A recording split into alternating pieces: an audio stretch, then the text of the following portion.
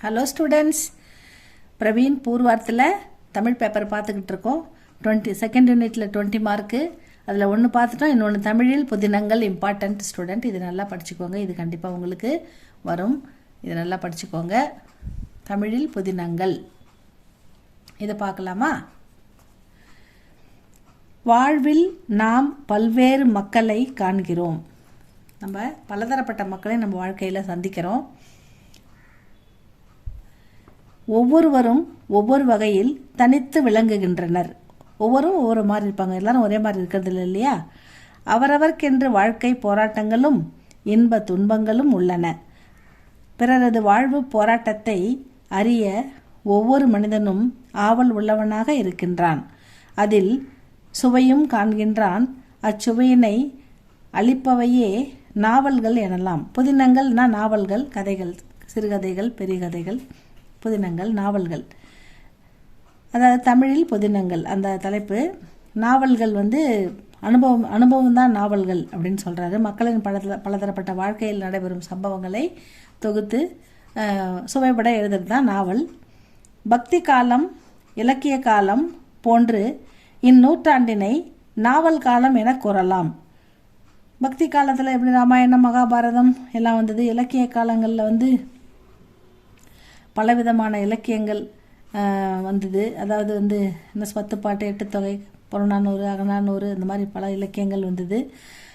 அதே மாதிரி இந்த 20ஆம் இலக்கியம் போன்ற இந்நூற்றாண்டினை நாவல் காலம் என கூறலாம்னு சொல்கிறாங்க. புதினத்திற்கு இன்றியமையாத உறுப்புகளாக சூழ்ச்சி அல்லது சதி பாத்திரங்கள், உரையாடல், காலம், இடம், நடை முதலியன வேண்டும் என்பர்.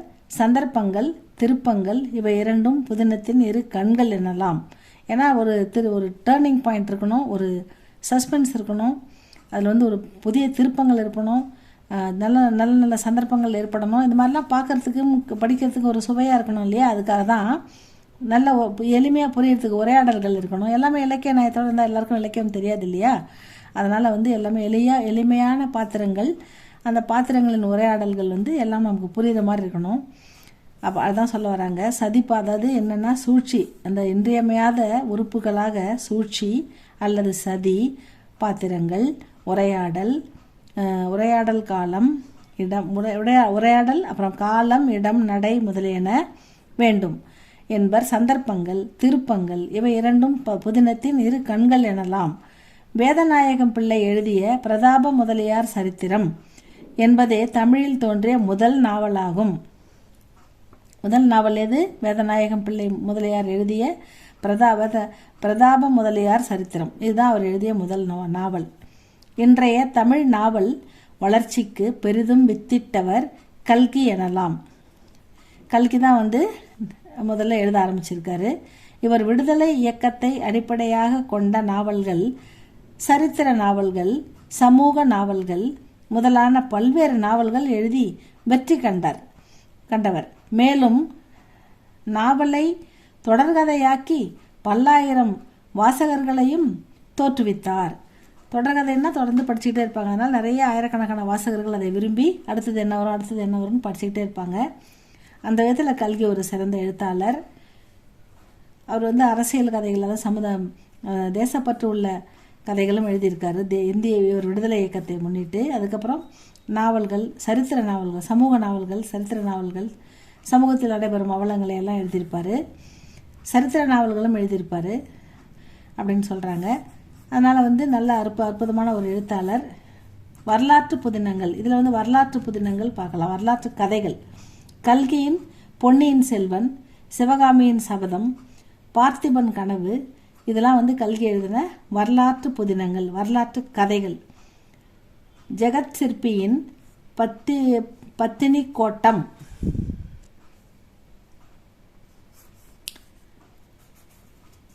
ஜெகத் சிற்பியின் பத்தினி கோட்டம், நந்திவர்மன் காதலி, சந்தன திலகம் முதலியன. வேணுகோபாலனின் மாருதியின் காதல், நாககன்னிகை, அகிலனின் வேங்கையின் மைந்தன், கயல்விழி, வெற்றி திருநகர், பார்த்தசாரதியின் மணிபல்லவம், பாண்டிமாதேவி,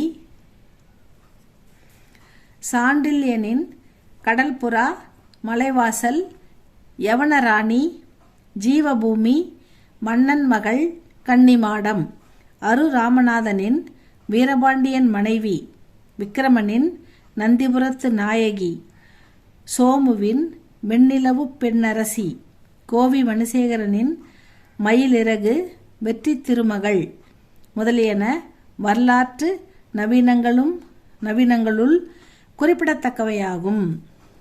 பாவை நெஞ்சில் பாவை எழுதிய நெஞ்சில் ஒரு முள், அகல்விளக்கு முதலியன மு. வரதராசரின் அரிய படைப்புகளாகும்.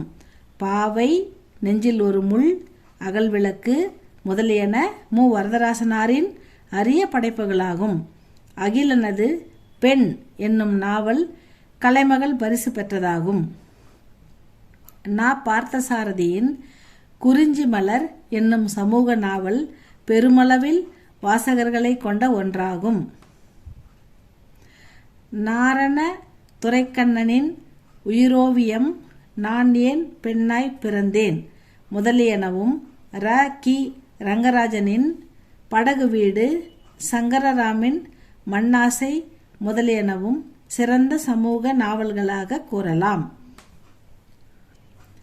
பெண் எழுத்தாளர்கள் அனுத்தமா, ராஜம் கிருஷ்ணன், லக்ஷ்மி, ஆர். சூடாமணி, இந்திரா, கிருஷ்ணா முதலானோர் இன்றைய பெண் எழுத்தாளர்களில் சிறந்து விளங்குவோர் ஆவர். பிரேமகீதம், மணல் வீடு, ஜெயந்திபுர திருவிழா, கேட்ட வரம் முதலியன அனுத்தமாவின் சிறந்த படைப்புகளாகும். குறிஞ்சித்தேன் ராஜம் கிருஷ்ணனின் அற்புத படைப்பாகும். இவரது பெண் குரல் நாவல் கலைமகள் பரிசு பெற்றதாகும். பெண் மனம், ஸ்ரீமதி மைதிலி, மிதிலா விலாஸ் முதலான பல நாவல்களை படைத்துள்ளார் லக்ஷ்மி. ஆர். சூடாமணியின் மனதுக்கு இனியவள் என்னும் நாவல் கலைமகள் பரிசு பெற்றதாகும். சங்கர்லால் துப்பறிகிறார் தமிழ்வாணனது படைப்பாகும். மொழிபெயர்ப்பு நவீனங்கள், மொழிபெயர்ப்பு பிற மொழிகளிலிருந்து மொழிபெயர்க்கப்பட்ட புதினங்கள். பிற மொழிகளில் நல்லறிஞர் பலர் படைத்துள்ள சிறந்த நவீனங்களை சுத்தானந்த பாரதியார், கா. ஸ்ரீ சரஸ்வதி ராமநாத், த. நா. குமாரசுவாமி, ஆர். சண்முகசுந்தரம் முதலானோர் தமிழில் மொழிபெயர்த்து தந்துள்ளனர்.